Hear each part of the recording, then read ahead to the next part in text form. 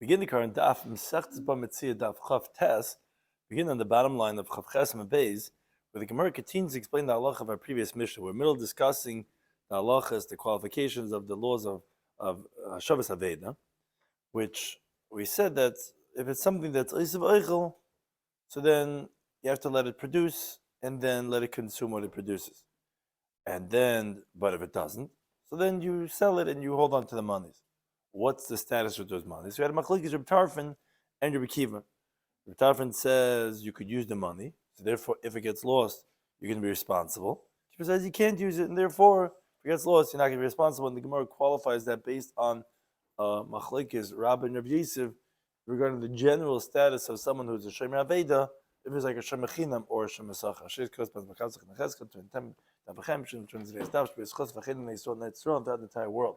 Some discussed in today's daf are, like we mentioned, Reb Tarfon says yishtamish ben. You could use those monies. So therefore, if it gets lost, you're responsible. The question is, when you say he's responsible, does he become a shomer sacha, or does he actually become even a shayil? Which that really depends on the question regarding in general a shomer aveda. Is he considered a shomer chinam, who is generally patur from gneva aveda? But here, because of his permission to utilize it, he becomes a shomer sacha. Or is a shomer aveda in general considered a shomer sacha, who is chemer gneva aveda, and therefore over here, where we let him use the money, actually will become like a shayil. The next Mishnah continues regarding if you find svarim. So then once every 30 days you should read from it, because when you leave it around, it gets moldy if you don't open it up. But however, others cannot read with you because it might go ahead and be too much wear and tear on the sefer. But exclusively if you find a garment, you shake it out once every 30 days. But you could only do it litzarka for the purposes of the garment. Having people for your Purim party, you can't just hang out those clothing so that people see, oh, look what nice stuff he has. And then we have a seeming question regarding near, is shaking out beneficial or is actually detrimental for a garment?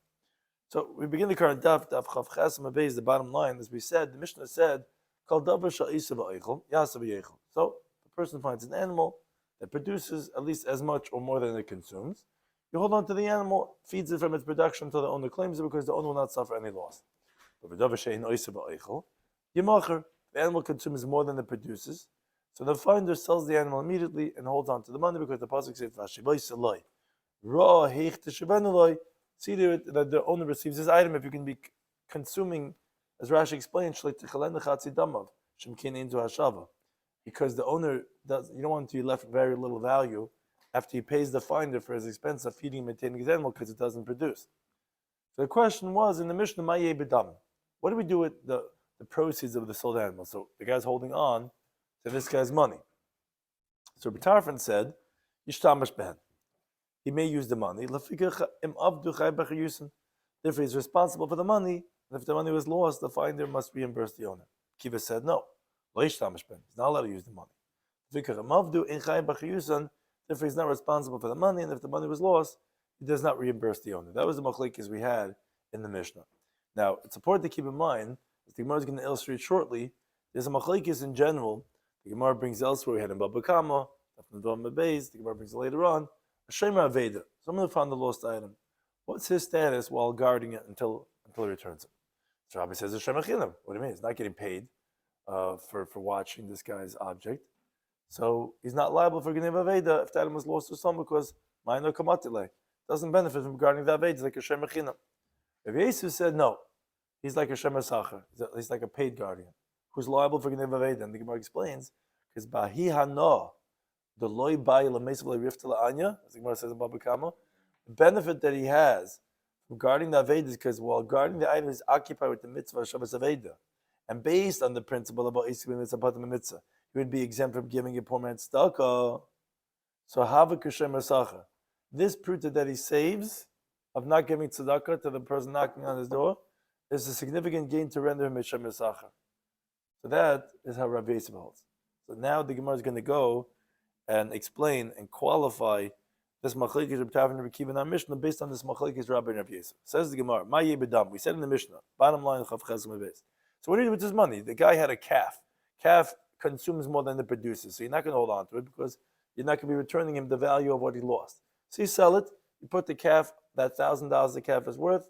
You put it on your shelf. What do you do with that money now? So he said in the Mishnah, he says, Yishtamish B'chul. He says, yeah, go ahead and you could use that money. B'chulu. But Rabbi Kiva said, no, you can't. And so Rabbi Kiva was, you could use the money. So we said, you're going to be chai b'achrayis. According to Rabbi Kiva, who says you can't use it, so you're not responsible for the achrayis. So qualifies the Gemara. Ad kan le pligi. Up until here, where do we find the machlekes Reb Tava and Rabbi Kiva regarding being liable if it gets lost? So that says the Gemara as a continued about Chav Testament Aleph, Elikish and Nishamish Ben. That's what the words in the Mishnah are. We're saying Tarfon says Yishtamish Ben. Therefore, if it gets lost, Yichayev. Rabbi Kiva says no, lo Yishtamish. You cannot use the money. If it gets lost, you're not going to be chayev. So it's because of the gain of the utility of the money itself. But if you're not using the money, meaning the gain of the fact that you're watching a mitzvah, to say that, oh, since you don't have to give the poor bread, you don't have to give the poor man bread because you're engaged in mitzvah, you put them in mitzvah. That it sounds like for the Mishnah, Evan agrees. For that itself, im abdu for get lost, but you'd be exempt. That we would not be mechayev the person, which Rashi points out. This kishnish damish, the Gemara doesn't mean specifically only when you're actually using it. We mean to say because of the gain of the ability to use it, because you're allowed to. But if not, so then you would be pater. Says the Gemara, oh, lemetava to yufta, the Rav Yosef, let's say this refutes Rav Yosef. Because we learned the machlekes, shemer aveda, nothing to do with using. Not about using the item. Just watching it. What's the halacha? Rabbi says, Keshem Mechinam. Halacha status like an unpaid guardian because he's not getting paid for watching this. So he's not chayiv for Geneva Aveda. Only for Peshia, only for negligence. So it'll be pater. Rav Yosef Amar, he says, Keshem Mesacher. You're like a paid guardian who's chayiv in the Geneva Aveda. Because this watching, he's gaining that he's engaged in a mitzvah. What's he gaining? Because Oisik b'mitzvah, pater in the mitzvah. The fact that you're engaged in a mitzvah of watching something, which Taisa and Baba Kama explain, it's not like any time you do a mitzvah, you're part of all mitzvahs. A mitzvah that's engaging you, that you can't be busy with something else. Obviously, wearing tzitzis, you have to do other mitzvahs, but then you don't have to do the mitzvah of giving a poor man who's knocking on the door that pruta. So that's what you're gaining. So therefore, as Taisus explains on the bottom of Chav Chesem Beis, like Rashi said, we're not talking about specifically about the using, because he says actually if you used it, according to Rabbi Kiva, actually, ironically, you actually would be Chai B'Chayis, because since according to him you're not allowed to use it, if you would use it, you actually would be Shalech Yad B'Pekadon. And even if you give it back, you wouldn't be accomplishing anything, because Rabbi Kiva holds in Perek HaMafka, later on the Gimel Beis, you need Das Bailam. Rather, what nishtamish is lav davka, like we explained, it just means the gain of the utility, that you're allowed to use it. According to Reb Tarfon, that holds that you're allowed to use it, Yechai B'Achrayis, with that pleasure that if it happens that he needs to, he could take it and he could use it, that makes him into like a Shem Masach. According to Kibbutz, that you're not allowed to use it, it'd be pater. But if it was not permitted to use it, then you'd be pater according to everyone. So therefore, that's what the Gemara is saying. That seems to be like Rabbah and not like Rav Yosef. Because according to Rav Yosef, it's not true. It's not only because of the schar shimash mois that makes you into chayv g'nei aveda. According to Rav Yosef, you always chayv g'nei aveda because you automatically shem esacher by the fact that you're gaining by not having to give to the poor person who's knocking on the door a piece of bread. So Rav Yosef says, no, it's not difficult. Why not? How's he going to interpret this? He says the g'nei of aveda, the kul yamalud pligi dechayev. Truth is, everyone holds that of course you can be chayev because again Rav Yosef holds that just watching an Aveda makes you into Shem Resacha. So you'll be chayiv if it gets lost or stolen. He pligis, what's the machlekes in the Mishnah? Aren't Rabbi Kiva and Rabbi Tarfon disagreeing regarding chayiv b'achrayis? They're disagreeing b'ints in the shayil, regarding the level of liability of something beyond your control, like what a borrower has, as the Gemara explains. Tarfon held, the rabbis permit this guy who found this calf, who sold it because it's not oisiva eichel, and he has the money there on the side, he's allowed to use that money. So v'havalei shoyl alayu. Essentially, he's like a borrower Which Taisa has a whole discussion. He says, why calling him a borrower? If anything, it should be considered like a loiva. A shayl is like when you borrow an item. Like when you talk about money, it's really more appropriate to use the word loiva. Okay, Taisa says because since we're talking about einzin, which is in the pasuk, we learned it out by shayl, so therefore we mentioned also shayl. But okay, but that's what Rabbi Tafra means to say. It means the level of liability of a shayl. Yeah, Shem Esach, everyone agrees to. The question is if you're going to be liable as a shayl. So it's going to be upgraded because of the permissibility of using it. No, the rabbis do not permit you to use it, as he says in the Mishnah. And therefore, you're not going to be like a shayl to be chayiv and einzin. You're only going to be like a Shem Esach to be chayiv and Geneva Aveda. So, however, the Gemara asks a very technical question. If that's the case, says the Gemara, that you're telling me that their disagreement is only regarding einzin, lafikach the Rabbi Kiva lamali. Why in the Mishnah, Rabbi Kiva, his words are lo yishtamish ben, you can't use it. Lafikach im avdu, therefore it gets lost in chayiv b'chuyusan. That since he says you can't use it, why would I think to say that you'd be chayiv on einzin of like what a shayl is chayiv on? That you had to tell me that no, he's not chayiv. So the Gemara explains the question. If you say like Rabba, if you say that begneva vavedahu de pligi, well, it's not really Rabba per se, because Rabba holds. Well, it could be, yeah. Meaning it's like if you say that disagreeing regarding gneva veda, if you're allowed to use it, which is like Rabba, who holds it, your baseline is your shemechinam. Question is, are you allowed to use it or not to be chayiv like gneva veda? Oh, so that would make sense according to Rabba. Rabbi Kiva says lo yishtamish ben, can't use it. And that's why it makes sense he has to say the second half of his sentence, lafikach, therefore, of the gets lost in the Chabe Yechusen. Why do you have to say lafikach? Because Salgadet you would have thought to say Shemesachar, no, even without being able to use it, you'd be a Shemesachar, K'di Rabbi Yosef. And you'd be chayiv, even though you can't use it in Gnei Veda.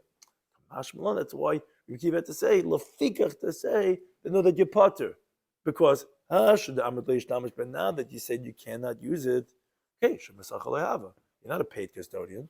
You're not getting anything by watching this item. You're not going to be chayiv, so there's a chiddush over here.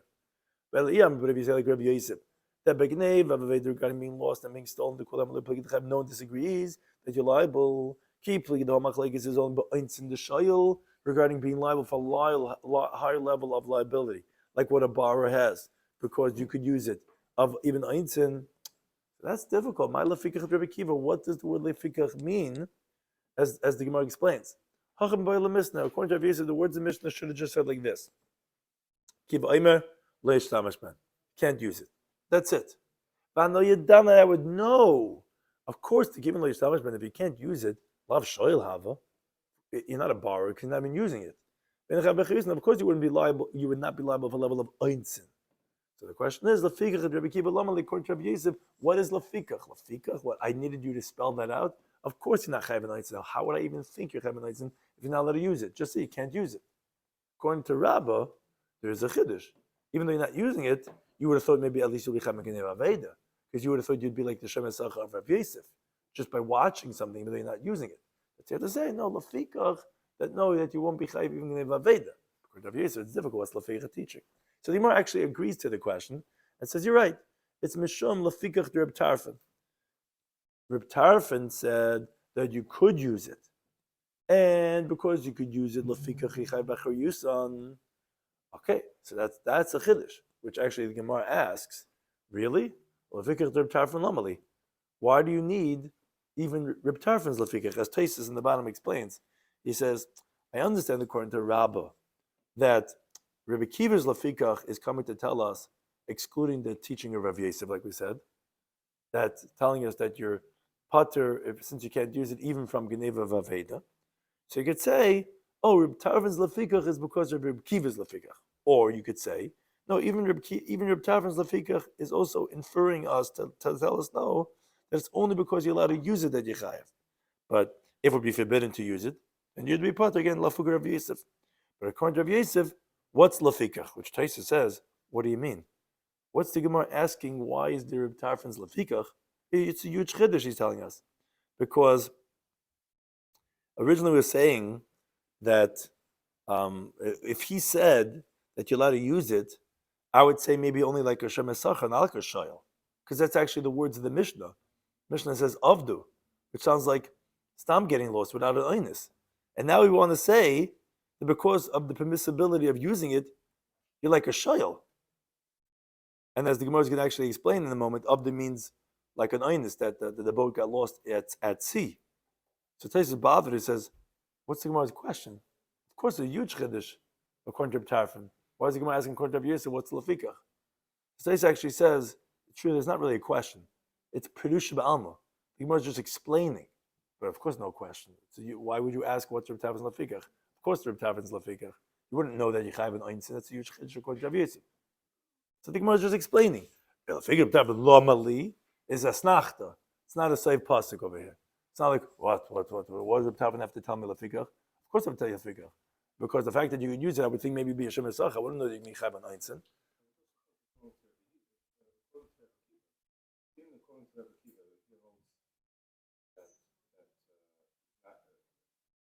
Not a shiur. The whole question is. Yeah, but Kiva would be. Yeah. Even according to Rabbi Yosef, that's something definite. Right. According to Rabbi Kiva, because he's not allowed to use it, even though you consider him as someone that has chai mitzvah, he's still not chai. But according to Rabbi Yosef, right? So, but there's no chiddush really on not being chai an einstein, because how can you be chai an einstein if you're shayel? Shayel is a huge chiddush because the guy gets to use it.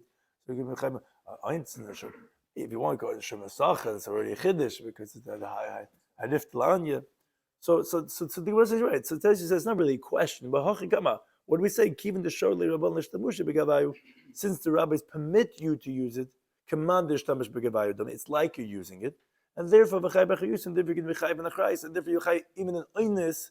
That's the lafikach according to Rabbi Yosef in Reb Tarfin. But you're right, Rabbi Kiva is not really teaching you anything with his lafikach according to Rabbi Yosef. According to Rabbi, he is. According to Rabbi Yosef, not, but it's for Reb Tarfin's lafikach. But now the Gemara asks a very basic question.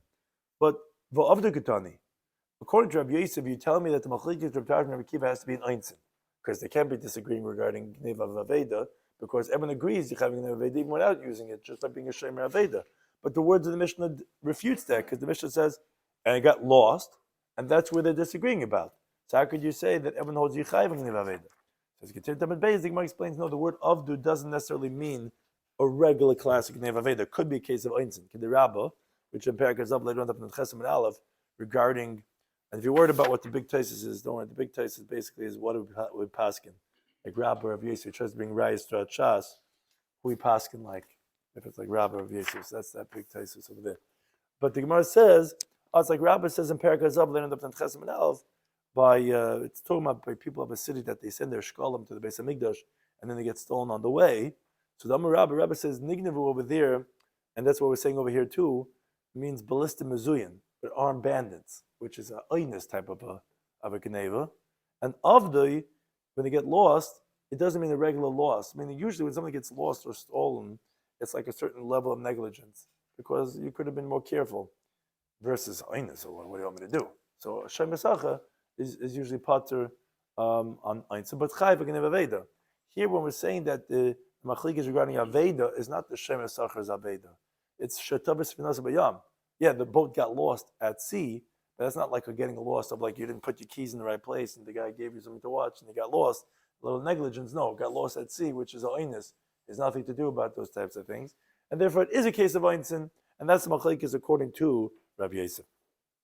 Now, lahalacha, Amar Rabbi Yehuda says, Amar Shmuel, halacha Reb Tarfin, that this money that you sold from the calf and you put it on the side, you're allowed to use it. And again, therefore you b'chayv achrayis. Again, machlekes Rabbi and Rabbi Yosef, possibly about what's the chayv achrayis. According to Rabbi Yosef, it has to be einstein. According to Rabbi, it could be talking about of upgrading you from a shemechinim to a shemer sacha. Now, the Gemara brings a story that biyad Rachava, in the hand of Rachava, Havalehanu Zuz the Asma, he had certain monies of orphans that he was holding on to. Also, Kamei Rabbi Yosef, came from Rabbi Yosef. Amalei says, could I use the monies that I'm holding on for these orphans? Amalei Hacham Rabbi Yehuda Mishmul, Rabbi Tarfin. Tarfin said that Yeah, when you have these monies that you found and you're waiting to give it back, you could use it in the meantime. Abai said to Rabbi Yosef, but didn't we learn on this? We only said this regarding the monies of a lost object which you sold after you had taken care of it 30 days, 3 days, 3 months, whatever it is for like the type of animal, what it was. Like the Chacham said, but since you put an effort into it and then you sold it, so then the rabbis let you go ahead and use the money. But even just money that was lost. For example, you find money in a purse or 3 coins one on top of the other, which has a simon, which you have to hold on to it until someone goes and brings a simon. But which you didn't put in the effort into it, it was money already. Lie. Then we don't just let you use it. So vahani, so these monies of the orphans, is like money that was lost, where he didn't put any effort into selling it. So Rabbi Yosef said to Rachava, Zil go leishavkili de ishrelach. They don't let me permit it for you, which they proved that they said that you're right. It doesn't have the heter, and you can't use this money of the orphans. So look at the next Mishnah, continuing this idea about what effort you have to put into an Aveda that was lost, and you find it, like we said in the previous Mishnah, if it's animals, you have to hold on to it, you have to take care of it, how long. This Mishnah continues on the theme of Matzah Svarim. Let's say a person finds Sefarim. These are written on the scroll of parchment. So, Kaira Behen, Achad L'Shleishim Yom. You reach them once every 30 days because they get moldy when you don't open them up. And all their svarim was made in the scroll, so it had to be opened up so it doesn't get moldy. So once every 30 days you read from it. The main idea, let's say it doesn't know how to read. So just roll it from one end to the other end that they should get some air inside of it. Avalbat. However, you shouldn't learn from it from the first time something that he never learned, because then he's going to have to take a long time over it, and that actually might be too much wear and tear. And moreover, shouldn't have someone else read with him because he's going to pull one side and he's pulling the for the other side, and that's going to tear. Next case says the Mishnah, Matzik Sus. If you find a garment, so what you do is you shake it out once every 30 days, because again you don't want to get like all the moths and all that moldy. But however, you stretch it out, you spread it out only for the purposes of the garment, that it should get some air in it, that it shouldn't get consumed, and the moths shouldn't eat it. But you can't go take this guy's garment that you found and hang it out so people, guests, come and see what a beautiful thing you have. Let's you find copperware or silverware. You should use it for the purposes of the silverware itself, meaning because the silverware, you have to put it into the ground, as the Gemara tells us later on the Ben Bezim and Aleph, that the only way to protect the silverware is by putting it in the ground. But it gets moldy in the ground. It gets worn away. So you have to use it every now and then, that it doesn't get ruined. But don't use it so much where you're going to wear it down and ruin it. Now, regarding gold vessels and glassware, that you shouldn't touch until a Yanavi comes, like Rashi explains, because gold does not get moldy in the ground. And glass, maybe it's going to break. So that you don't touch, you just leave it as it is. Now, what's a sack? If someone finds a sackcloth, a kupa or a box, or anything, it's not the norm for him to take. Meaning it's embarrassing because he's a distinguished personality. And even his own box, when Amazon drops off something on the front of his house, he doesn't go and pick up the box and bring it in from the outside. He tells one of the kindlech, bring it in because it's not lafich vaydai, which is lo yitel. So if he finds such a box, he doesn't take it. He's exempt from hashavas aveda, as the Gemara learns out in the next daf from Visalamta, that sometimes you could be misalim and you don't have to return it because it's disgraceful for him to have to be carrying this item in the street. Amar Shmuel says, relating to this opening halacha of finding svarim, he says, Hamitzit tefillin bashuk. Someone finds tefillin in the street, so sham demeim, he right away evaluates its value, and he sells it, and he puts the money away, la'alta right away, and that's how he holds on to it. So Masav, Ravina asked from our Mishnah. Our Mishnah said, Matzah Svarim, if someone finds holy writings, finds Svarim, Korban Achal L'Shleishim Yom. He reads from it once every 30 days. Many daily, because does not read goyla, and he rolls it up. But one thing we see is goyla nin. When you find something like smarim, you roll it. Sham demei manichan lo. You don't right away sell off the sefer and put the money away. So why are we saying by tefillin, which is seemingly the same thing, you sell it right away? Abaye says tefillin, bei bar chavu. There was a certain household that made tefillin, the household of bar chavu. Mishker shchichi. It's common over there. There's plenty that could be sold, and if there's money, the guy could go right back to the bottom to the sefer and buy tefillin. Svarm leishchichi. However, svarm are not so common. That exact sefer, and therefore that you don't sell. That you hold on to, and you open it up every 30 days. But tefillin everybody it's tefillin, whatever. So it's common. It's easy to get another pair of tefillin. So therefore, that's why you don't hold on to it. There you sell it, and you hold on to the money. Then we're in the Brisa, in a related discussion, the Gemara says hashoyel. So we were talking about before regarding finding. Now we're talking about hashoyel sefer Torah mechaber. Someone borrows a sefer Torah from his friend. He's not allowed to lend it to someone else. Moreover, he opens up the sefer Torah and he reads from it. As long as he doesn't read from it something that's the first time reading. Moreover, he can't have someone reading with him. And so that was a shoyel, a borrow. Now we're talking about a shomer. Someone deposits a sefer Torah by his friend to watch it for him.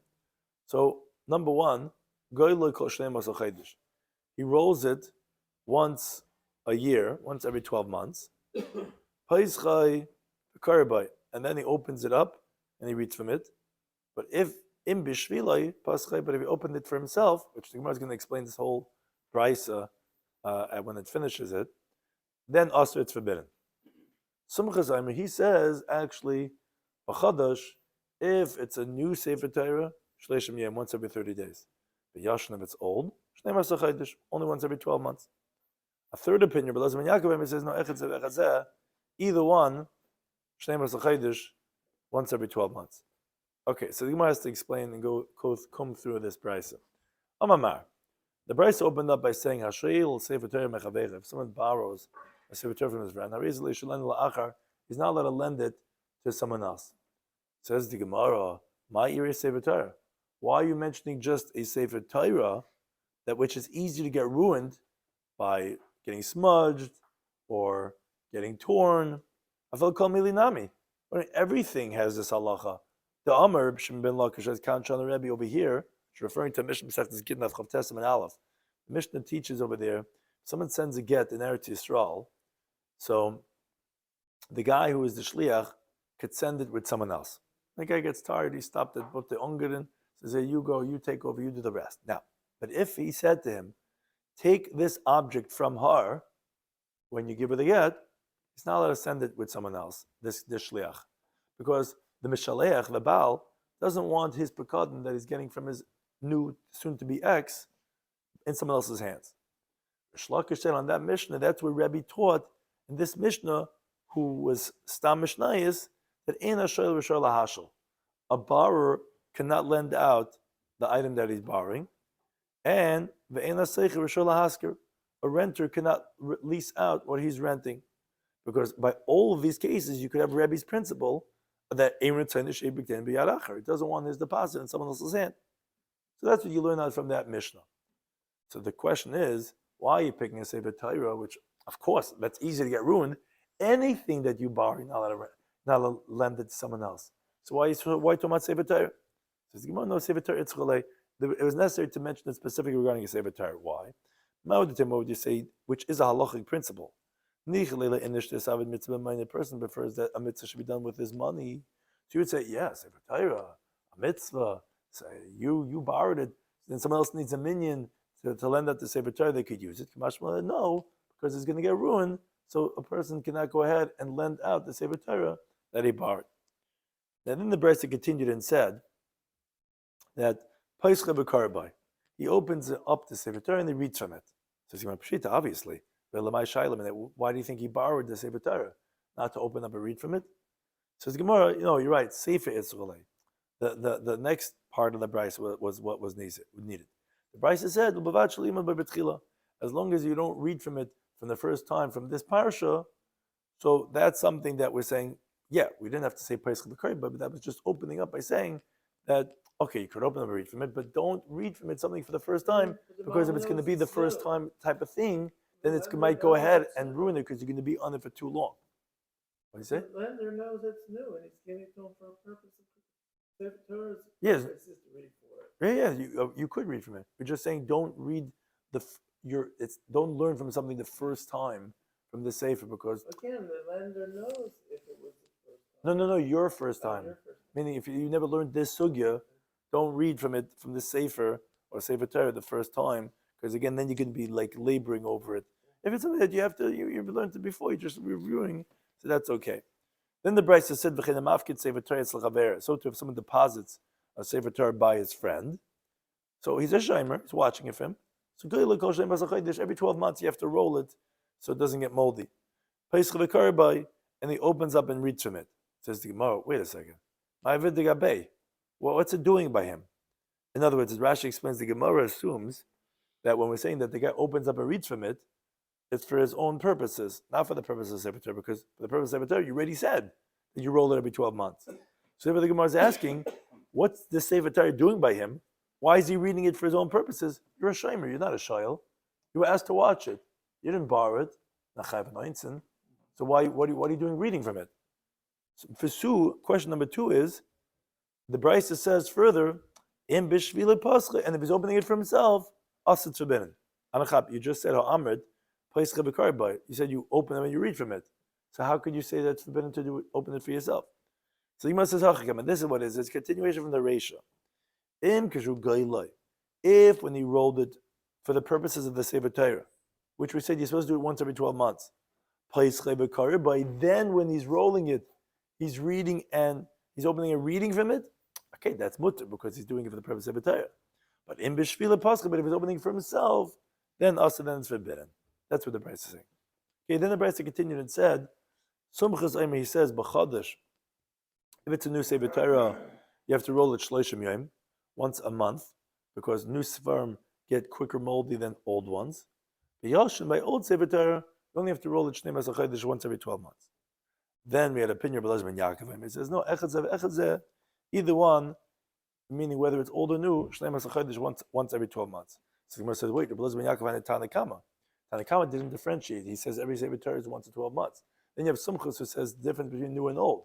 Rabbi Shloimy Schwartzberg is saying both are once every 12 months. That's the same thing as the Tanakama. So the rather says the Gemara, no, it's actually a third Tana. Rabbi Shloimy Schwartzberg says echad zeh shloshim yom. Both new and old need to be rolled once a month. And therefore, says, as Rashi points out, our Mishnah that said regarding the Aveda, when you find the Sefer Torah, you have to read from it once every 30 days, and it does not differentiate between new and old. That must be like Rabbi Shloimy Schwartzberg, as our amended teaching is that he holds every Sefer Torah, that it doesn't get moldy, it has to be rolled once every 30 days. Now, we had in the Mishnah that said, but you can't learn from it for the first time. No one else can be reading with you from it at that time. Says the Gemara, it seems to be contradicted from the following Brisa. Brisa says, when you have this Sefer Torah that either you borrowed or you found, you should not be reading from it and reviewing it. So it's double. And neither should be reading a parsha and translating it. Too much time on it. More of a liftich by Yisim Gimel Dafin. You shouldn't open up more than 3 columns at a time. And with a Yikar by Shlisha B'nei Adam B'kerech Echad. You can't have 3 people reading from one volume together. Now, the inference is Hashnayim, but if 2 people are reading from it, current that you could read. So just 3 people cannot. But our Mishnah said that no one else could read from him. Sounds like even 2 is a problem. So Mabai says, Lekash, not difficulty. Our Mishnah is talking about Be'inyan Echad. One parasha, you can't have 2 people reading together. Khan, the Bryce is B'shnei and Yanim. It's 2 different topics, meaning one guy's on one page, the other guy's on the other page. Then you could have 2 people reading together because they're not going to come to pull away from each other because they're reading different pages. That's what I'm saying. Even so, 3 people cannot, that's already 2, that's already a crowd. And then one guy's going to be pulling and one guy's going to be pulling. The other side's going to tear.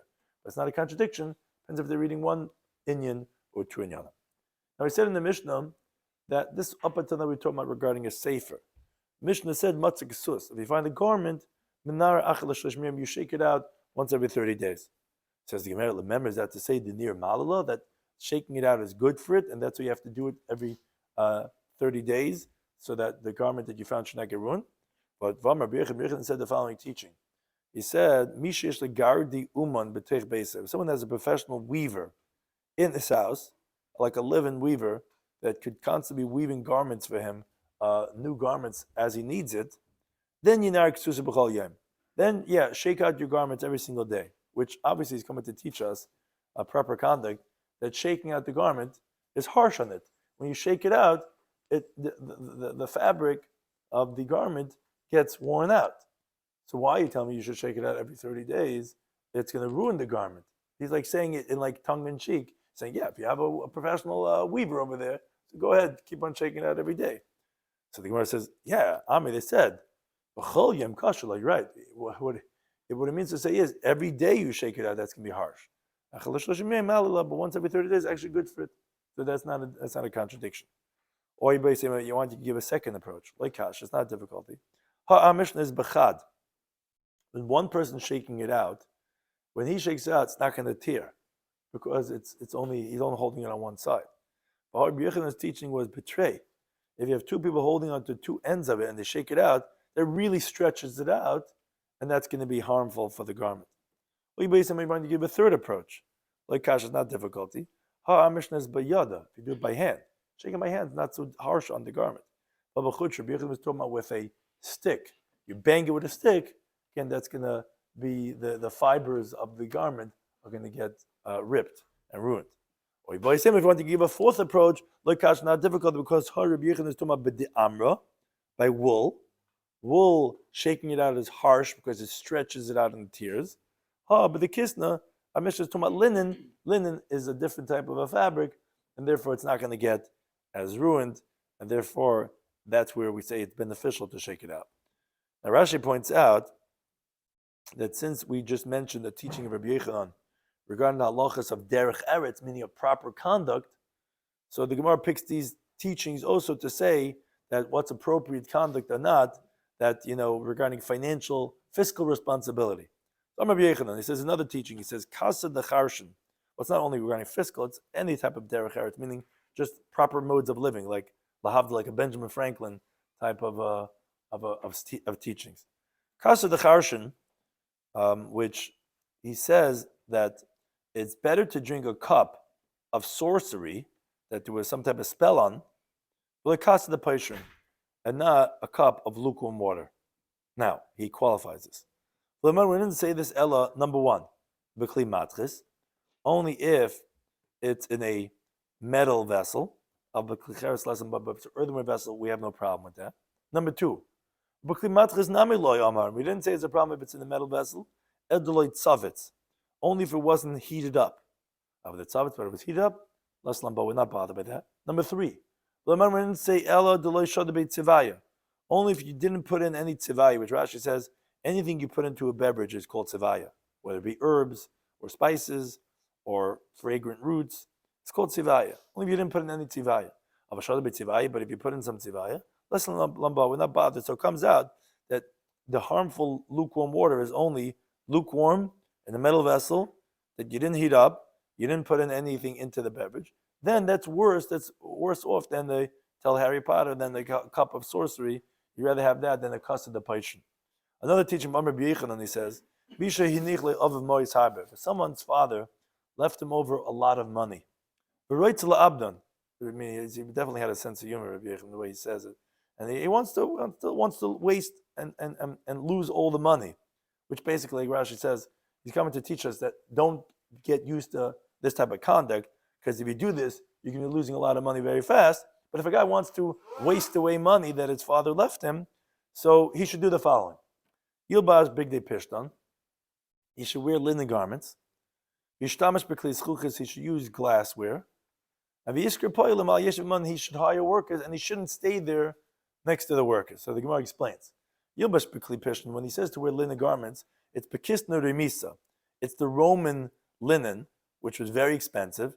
but it gets worn out very quickly. So buy that type of clothing. Number two, b'shtamish b'kli schuchas, use glassware, which the Gemara explains, b'zukisa chivart, we're talking about white glass, which Taisa points out, although the Gemara says in Saita that when the Beis Hamikdash was destroyed, there's no more white glass anymore. Taisa says doesn't mean there's totally not around in the world anymore, it's just not so common. Because he brings a Gemara that says that, famous Gemara Brachas, that he smashed the white glass by his son's chuppah. So, but again, it's very delicate, very fragile, it's very expensive, and it breaks. And hire workers and don't stay with them. Tiguma, translate, what does it mean, hiring workers? As we continue of Lamed Aleph, means b'toirei, which Rashi says it means the workers that lead the oxen of the owner, the nafish pesidayu, which that's a huge loss when you don't stay with them. Why? So Rashi explains, because most of their work they did with agriculture was with oxen. And also the plowing of the vineyards, and by the harvest, they would lead the tools of the plow with the calf between the rows of the vineyard with those who are harvesting, and that's where they put the grapes. So therefore, if the owner's not there, there's going to be a huge loss, because it's not the way for workers to be concerned on the vineyard and on the oxen, and they lead them on the grapevines, on the plants. And anyone who knows anything about getting workers, this is what they do. You get them, you ask them to fix something in your house, and before you know it, they scraped up this wall, they bashed up this thing, this, that, because they don't care. They're doing the job that you asked them, and the oxen are banging into things and breaking. So therefore, if you want to lose money, hire workers and don't stay with them. Rabbi Yochanan brings his gears is not betari but betavri. In other words, it means the workers that lead the oxen for plowing. The problem is they don't go deep enough in the plows. 3 tvachim, you hired the gardener, and he didn't. No, I wanted you to dig in this net so the seeds don't really take root. So again, that's if a guy has a lot of money and he wants to waste it, he should do these things, which obviously the derech eretz is not to do those things. Thank you to any time.